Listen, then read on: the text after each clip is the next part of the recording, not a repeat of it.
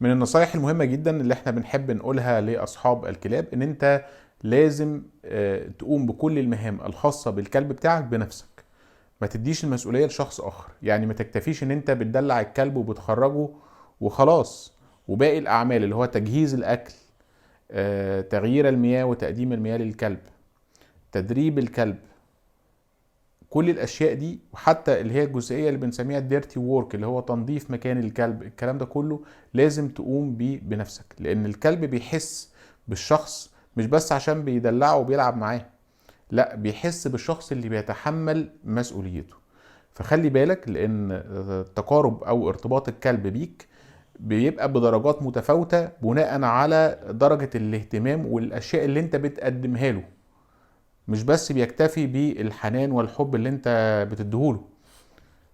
حتى لو انت ما عندكش يعني الاتساع من الوقت ومحتاج ان انت تستعين بشخص اخر معاك، خلي دايما انت في ايدك الابر هاند، انت النسبة الاكبر، وما تخليش الشخص ده يقوم بهذه الاعمال الا في حالة عدم تفرغك، لان كل ما بتقلل الواجبات بتاعتك اللي بتديها للكلب، كل ما بيقل درجة الانتماء من الكلب ليك. فاعمل كل حاجة بإيدك، بلاش ترمي العبء على شخص آخر، عشان الكلب الجميل ده يستاهل حبك واهتمامك زي ما هو بيديك كل الحب والوفاء والاهتمام. شكرا ليكم، سلام عليكم.